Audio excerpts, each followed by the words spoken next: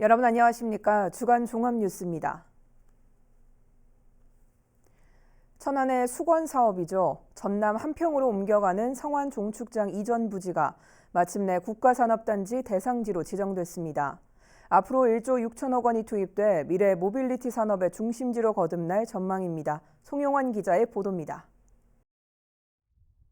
천안 북부 지역 발전의 걸림돌이었던 성안 종축장이 국가산업단지로 최종 선정됐습니다. 정부는 천안 성안을 포함한 전국 15곳에 국가산단을 조성하겠다고 발표했습니다. 성안 종축장 417만 제곱미터 126만 평은 1조 6천억 원이 투입돼 미래 모빌리티를 주축으로 반도체와 스마트 팩토리 등 국가 전략산업의 중심지로 거듭납니다. 경기 용인과 대전 유성에 이어 이번에 선정된 국가산단 중에는 세 번째로 넓습니다. 국가산단 주변에는 배후 뉴타운도 조성되는데 7조 7천억 원의 직접 투자와 14조 2천억 원의 생산 유발효과, 5만 8천여 명의 고용 창출이 기대됩니다. 국가산단과 연계한 배후 뉴타운 개발을 통해 R&D, 교육, 상업, 주거 등의 지원 기능을 모두 갖춘 클러스터 생태계를 구축할 계획입니다.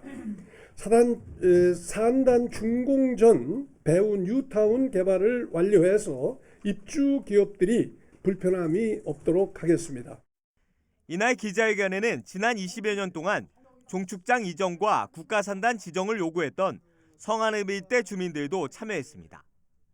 세계적 대기업형 첨단 국가산업단지라는데 엄청난 의미가 있다 할 것입니다. 이로써 천안 발전은 물론 5천만의 백년 먹거리 조성이라는 원대한 기반을 마련한 것입니다. 이번 국가산단 지정으로 종축장 부지 활용 방안에 대한 입장차로 인한 논란도 종지부를 찍게 됐습니다. 한편 천안시는 2027년으로 예정된 종축장 이전을 최대한 앞당기고 인허가 절차를 사전에 완료해 2028년까지 국가산단 조성을 완료한다는 계획입니다. BTV 뉴스 송용환입니다. 주한미군기지 평택 이전으로 기지 반경 3km 이내인 평택 지역엔 특별법에 따라 주민 편익시설 등이 지원돼 왔는데요. 반면 동일한 영향권 내에 있음에도 아산 둔포 지역에는 지원이 없는 실정입니다. 이에 충남도가 국회에서 토론회를 열고 불평등한 법을 개정하기 위한 공론화에 나섰습니다. 보도에 김장섭 기자입니다. 지난 2004년 제정된 주한미군기지 이전에 따른 평택시 등의 지원 등에 관한 특별법. 주한미군의 원활한 이전과 인근 주민 피해를 줄이기 위해 미군기지 반경 3km 이내에 있는 평택 지역엔 지난 10여 년간 마을회관과 주민시설 등 1조 1천억가량이 지원됐습니다. 반면 같은 구역에 있는 아산 둔포면 8개 마을은 행정구역이 다르다는 이유로 지원을 받지 못하고 있는 상황. 소음 피해 보상마저 일부분만 적용되고 있습니다. 이제 팔계리가 다 이제 3km 내에 들어가 있는데 지금 거기 1, 2하고 5리하고 조금 사리가 한 10가구 정도 해가지고 707명만 이제 보상을 받고 나머지는 이제 나몰라라 이런 상태로. 이에 충남도와 정치권이 국회 토론회를 열고 한 목소리를 냈습니다. 현재 평택시 등으로 한정돼 있던 지원 범위를 아산시 등 주변 피해 지역 지자체로 확대해야 한다는 겁니다. 도는 동일한 영향권임에도 불구하고 지원에서 배제된 것은 헌법이 정하고 있는 평등권에 위배된다며 주민들의 권익 보호를 위해 법률 개정이 반드시 필요하다는 입장입니다. 관련 지자체와 공조하여 대응 논리를 개발하고 또 국방위원회, 국방부, 기재부를 끝까지 설득해서 관철을 시키겠습니다. 이와 함께 도는 비슷한 처지에 놓인 화성, 구미시와 공주에 불평등한 법 개정에 행정력을 집중할 계획입니다. BTV 뉴스 김장섭입니다. 최민호 세종시장이 거부권을 행사해 지난 13일 시의회 본회의에서 다시 투표에 붙여졌던 출자 출연기관 운영 조례안이 단 한 표 차이로 가결됐다는 소식 전해드렸는데요. 당시 시장과 같은 당인 국민의힘 의원들이 전원 반대하면 부결되는 상황이었던 터라 현장에서는 의외라는 반응이 많았습니다. 그런데 투표 과정에 절차적 하자가 있었다며 재투표해야 한다는 주장이 나와 논란이 예상됩니다. 김우순 기자의 보도입니다. 지난 13일 열렸던 세종시의회 본회의 회의록입니다. 최민호 시장이 제2요구 건에 대해 전자투표가 시작되고 잠시 뒤 의장은 투표를 다 했는지를 묻습니다. 그러자 김학서 의원이 자리에서 아니요, 잠깐요라고 말하지만 의장은 이를 듣지 못한 듯 투표를 종료하려는 시그널을 보냅니다. 그러자 김 의원은 또다시 아니, 아직 안 했는데 다시 취소하고 해야 할 것 같은데 라고 말하지만 의장은 이번에도 듣지 못한 듯 마지막으로 투표를 독려한 뒤 투표 종료를 선언합니다. 투표 시작부터 종료 선언까지는 1분 56초가 걸렸습니다. 국민의힘 의원들은 김 의원이 실수로 찬성 버튼을 눌러 취소 후 다시 투표하려 했지만 시스템이 작동하지 않았고 의장이 김 의원의 요청마저 들어주지 않았다며 절차상 하자로 인한 재투표를 주장하고 있습니다.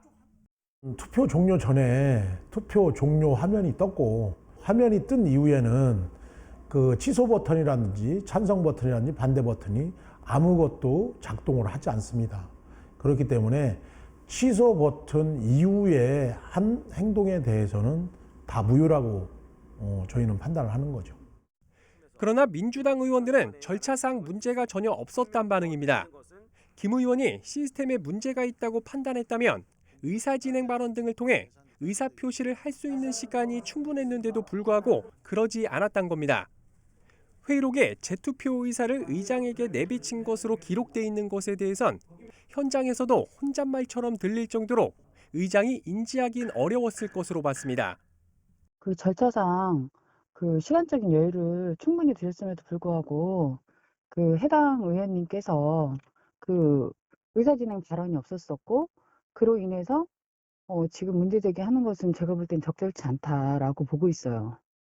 이에 대해 세종시의회 의회사무처에선 직원의 실수로 의장의 투표 종료 선언 이전에 투표 결과 자막을 띄운 건 맞다고 인정하면서 입법고문 변호사 등에게 자문을 구한 상황이라고 밝혔습니다. 국민의힘 의원들은 의장이 재투표를 받아들이지 않을 경우 효력정지 가처분 신청 등 행정소송까지 불사하겠다는 입장이어서 논란이 장기화될 가능성이 커 보입니다. BTV 뉴스 김우순입니다. 세종시 각 동지역에는 행정과 문화, 복지 등 각종 공공서비스를 한 곳에서 누릴 수 있는 일명 복합 커뮤니티 센터가 들어서게 되는데요. 문제는 주변 아파트 입주 시기와 복컴 준공 시기가 계속해서 엇박자를 내고 있다는 점입니다. 대책 마련이 시급하다는 주장이 시의회에서 제기됐습니다. 김우순 기자의 보도입니다. 세종시 4-2 생활권 지편동입니다. 지난해 상반기부터 아파트 입주가 시작돼 현재 입주율이 93%에 이릅니다. 하지만 주민센터를 비롯해 편의시설이 한데 설치되는 복합 커뮤니티 센터, 일명 복컴 준공은 2025년 하반기나 돼야 가능합니다. 입주민들은 그때까지 인근 복컴을 이용할 수밖에 없습니다. 22년 상반기부터 입주가 시작했는데 현재 25년 하반기가 되어서야 복컴이 준공할 예정입니다. 지편동 주민들은 4년 가까이 커다란 불편을 감수해야 되는 상황이죠. 세종시 2-4 생활권 나성동 복컴. 이곳은 지난해 11월 준공됐지만 아직 정식 개청은 하지 않았습니다. 오는 30일 주민센터가 문을 열며 개청하게 되는데 이로 인해 어린이집 개원 예정 시기도 4월 중순으로 늦춰졌습니다. 사전에 입소 대기 신청을 했던 약 80명의 원아들은 새학기 시작에도 불구하고 당분간 다른 어린이집을 임시로 다녀야 하는 처지가 됐습니다. 복컴 건립과 인근 아파트 입주 시기에 서로 엇박자가 나면서 이러한 문제가 발생한 겁니다. 대부분 다른 동지역도 아파트가 먼저 입주하고 복컴이 짧게는 수개월에서 길게는 수년 뒤에 준공되는 상황이 반복되고 있습니다. 이에 대해 세종시의회에선 행복청과 세종시 간의 이원화된 행정체계가 이러한 문제의 근본 원인이란 지적이 나왔습니다. 행복청 LH 세종시가 시설물 인수랑 관리 있어서 각각 다른 영역 안에서만 책임지려고 하는 상황이 계속되다 보니까 이렇게 주민 불편이 발생하고 일정을 좀 조절해서 하고 있습니다만 아무래도 동시에 입주가 안 되다 보니까 조금 일부 불편한 점이 발생하는 것은 좀 불가피하다는 말씀 좀 드리겠습니다. 세종시 신도시에 계획된 복컴은 모두 22곳. 이 중 14곳이 준공됐고 앞으로 8곳을 더 건립해야 합니다. 기관 간 소통과 적극적 행정을 통해 아파트 입주 시기와 맞춰 나가려는 노력이 필요해 보입니다. BTV 뉴스 김우순입니다. 서고 이동영 선생은 임시정부 주석 등을 역임한 천안 출신의 대표적인 독립운동가입니다. 하지만 선생의 서운 등급 2등급에 머물러 있는데요.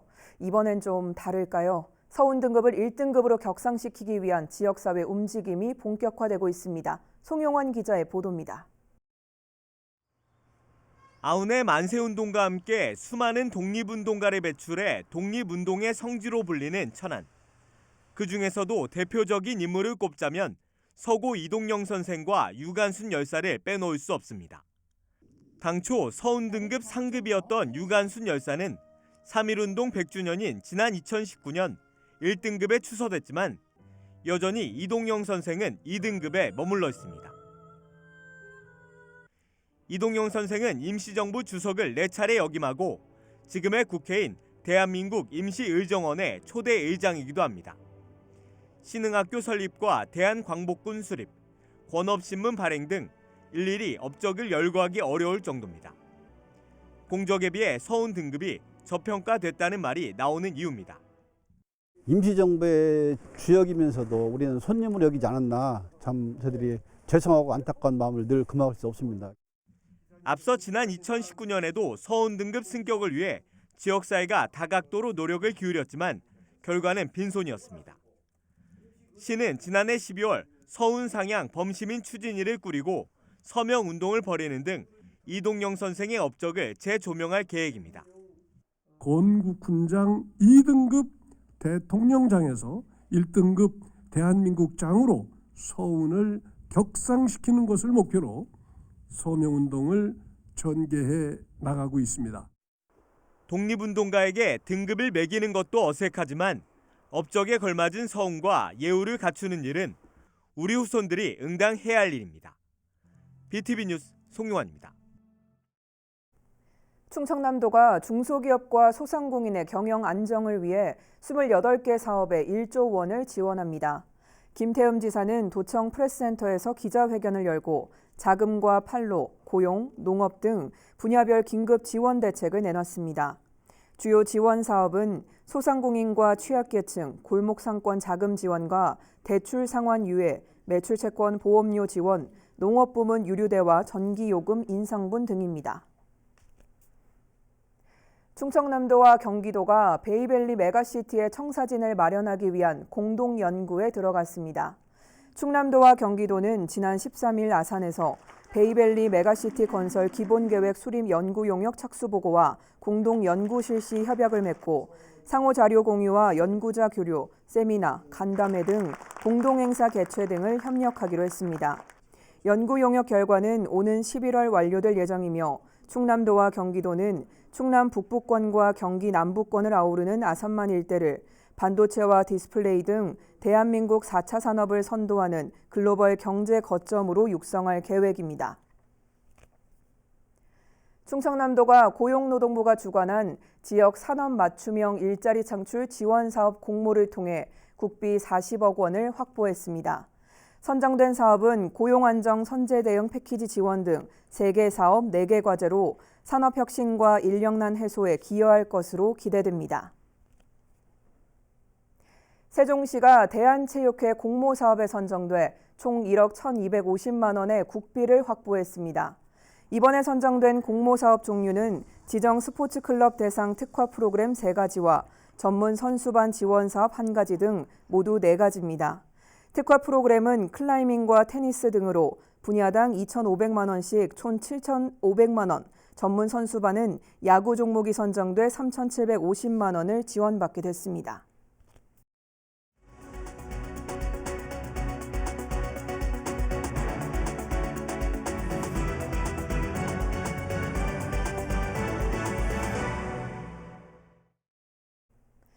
천안 도심 한복판에는 10여 년째 공사가 중단된 아파트가 있습니다.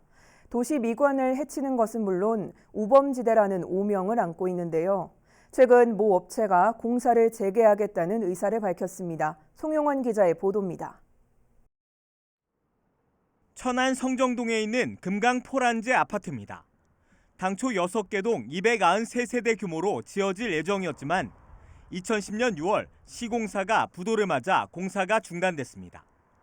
공정률은 60% 정도로 골조와 창호 작업이 진행 중이었습니다. 공사가 멈춘 지 어느덧 13년. 그 사이 변사체를 비롯한 사건 사고가 자주 발생해 주민들에겐 우범지대로 불렸습니다.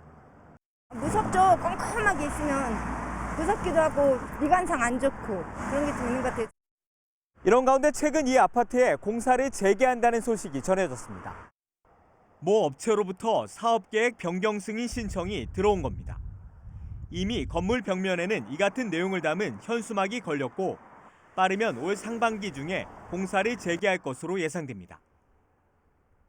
새로운 사업 주체가 나타나셔가지고요. 사업 주체 변경 지금 진행 중에 있으시고요. 그래서 공사는 아마 상반기쯤에는 들어가실 것 같아요. 예, 지금은 사업계획 변경 승인 접수돼 있는 상태입니다. 오랜 기간 애물단지 신세였던 흉물 아파트가 과연 어떤 모습으로 바뀔지 기대됩니다. BTV 뉴스 송용환입니다. 아산시가 안전진단에서 D등급을 받은 방축 수영장 철거 계획을 유보하기로 했습니다. 해당 지역의 도시개발 사업이 추진되면서 철거를 함께 진행하기 위해서인데요. 철거 비용을 줄이는 데 도움이 될 전망이지만 철거 시기는 1년 이상 늦어지게 됐습니다. 보도에 김장섭 기자입니다. 안전진단에서 D등급을 받으면서 지난해 5월부터 휴장에 들어간 방축 수영장. 건축 자재로 사용됐던 모래에 염분이 제대로 제거되지 않으면서 건물 기둥 철근 등이 지속적으로 부식되는 탓에 보수가 어렵다고 판단한 시는 지난해 결국 철거를 결정했습니다. 이에 시는 올해 본 예산에 철거 비용 일부를 편성하고 철거 작업에 돌입할 계획이었습니다. 하지만 충남개발공사가 수영장 부지를 포함한 방축동 일원에 도시개발 사업을 추진하기로 하면서 아산시가 철거 계획을 유보하기로 했습니다. 시는 오는 2028년 준공을 목표로 도시개발 사업이 추진되고 있는 만큼 수영장 철거를 도시개발 사업 추진 과정에서 진행될 수 있도록 충남개발공사와 협의한다는 계획입니다. 시는 이를 통해 철거 비용 35억 원가량을 절감할 수 있을 것으로 내다봤습니다. 다만 철거 협의를 진행하기 위해서는 도시개발 사업에 대한 윤곽이 나와야 하는데 행정 절차가 1년 이상 소요될 것으로 예상되면서 올해 철거는 사실상 어려워졌습니다. BTV 뉴스 김장섭입니다. 지난해 말부터 개정된 5개 광고물법이 시행되면서 정당 정책이나 현안 관련 현수막은 개수나 장소 제한 없이 거는 게 가능해졌죠. 그러면서 세종시에는 정치용 게시대가 등장하기도 했는데요. 하지만 운영한 지 한 달 보름이 지났지만 활용도는 크게 떨어진다고 합니다. 김호순 기자의 보도입니다. 세종시 나성동의 한 사거리. 현 정권을 비판하는 내용의 문구가 적힌 정치 현수막이 곳곳에 내걸렸습니다. 정치적 이슈가 발생할 때면 각 정당마다 돌아가며 현수막 정쟁이 펼쳐지곤 합니다. 이를 바라보는 시민들의 시선은 곱지 않습니다. 지금 너무 지저분하고 바람 불으면 떨어져 갖고 펄럭펄럭 뛰고 그렇죠. 이런 게 정치에 관심을 갖게 하는데 도움이 될 거라고 보세요? 안 돼요. 안 돼요. 무분별한 정치 현수막 게시는 도시 미관을 해치는 주범이 되는 것은 물론 때때로 시민들의 안전까지 위협하기도 합니다. 이런 문제를 다소나마 해소하기 위해 등장한 게 바로 정치 현수막 우선 지정 게시대입니다. 현재 세종시엔 행정안전부 지원 사업으로 어진동과 조치원읍에 각각 한 곳씩 설치돼 지난달부터 운영되고 있습니다.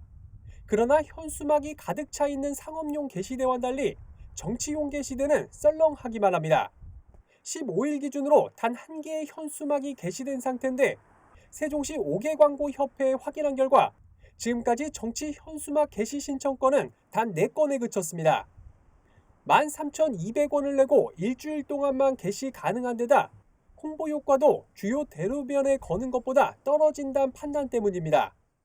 효과 면에 있어서 조금 떨어진다는 생각이 들고요. 그리고 이제 홍보할 게 많이 있는데 그 두 군데는 저희가 활용하기가 그렇고 그리고 정치 현수막 날림 문제를 해결하기 위해 정부와 여러 지자체가 대책 마련에 나선 가운데 이러한 정치용 게시대를 보다 활성화하는 방안도 고민해 볼 필요가 있어 보입니다. BTV 뉴스 김우순입니다. 민중미술을 대표하는 작가죠. 신학철 화백의 전시회가 천안에서 열리고 있습니다. 80의 나이에도 여전히 붓을 들고 작품 활동을 이어가는 신화백을 만나봤습니다. 송용원 기자의 보도입니다. 한 사내가 울분에 찬 얼굴로 옷자락을 흔들며 초록 물결이 넘실거리는 들판을 거닙니다. 한편에는 일본 순사들로 보이는 사람들이 마치 자기 땅인 것처럼 측량을 하고 있습니다. 이상화 시인의 빼앗긴 들에도 봄은 오는가를 그림으로 옮긴 신학철 화백의 작품입니다. 전시회를 여러 번 보아왔지만 신학철전을 보면서 느낀 감동과 규모는 정말 남다릅니다. 천안 시민들과 우리 지역사회가 선생님의 작품을 함께 감상하고 공유할 수 있는 기회가 있다는 것이 정말 다행스럽고 행운이다, 이렇게 생각합니다. 민중미술의 거장 신학철 화백의 전시회가 천안 신불당 아트센터에서 열리고 있습니다. 동학의 경전인 목천판 동경대전과 용담 유사가 간행된 지 140주년을 기념하기 위해서입니다. 전시회는 한국 현대사 질곡의 종말과 백산 일어서다 등 신화백의 주요 작품들이 선보였습니다. 3년 전 천안 목천호로 내려와 화실을 꾸민 신학철 화백은 80의 나이에도 붓을 놓지 않고 있습니다. 최근에는 관동 대지진 100주년을 맞아 조선인 학살을 사실적으로 묘사한 대형 작품 작업에 몰두하고 있습니다. 또 앞으로는 역사적인 사건 외에도 우리의 평범한 일상도 또 하나의 역사로 보고 그림으로 기록하는 일을 계속해 나갈 계획입니다. 강주를 메고 들밥을 나르는 그런 장면도 우리가 이거 역사라고 보고 싶어요. 그냥 그 정치사나 이런 건 아니지만은 생활사 또는 정서적인 역사가 아닌가 이런 생각이 들어요. 그래서 옛날에는 그런 것들이 너무 막 누추하고 좀 안 좋게 느껴졌어요. 부끄럽게 생각하고 그랬는데 요즘 지금 와서 보면은 그게 더 자랑스러워요. 이번 전시는 이달 말까지 계속되며 관람료는 받지 않습니다. BTV 뉴스 송용환입니다. 천안시가 상해 사고로 피해를 입은 시민에게 보험금을 지급하는 2023년 시민안전보험을 재가입하고 운영에 들어갑니다.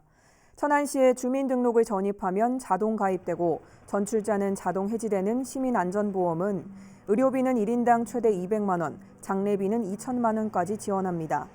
한편 지난해 의료비는 653명에게 지급 한도액인 5억 원을, 장례비는 5명의 가족에게 3,200만 원을 지원했습니다. 천안시가 시민안전 확보와 재난피해 최소화를 위해 공동주택 화재 예방 대책을 추진합니다.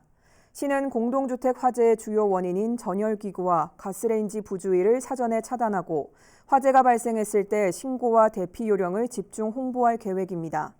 또한 읍명동 행정복지센터 등 61곳의 시정 홍보 모니터에 대피 요령 동영상을 송출하고 홍보물도 제작해 아파트 게시판 등에 게시할 예정입니다. 이상으로 주간 종합 뉴스를 마칩니다. 시청해주신 여러분 고맙습니다.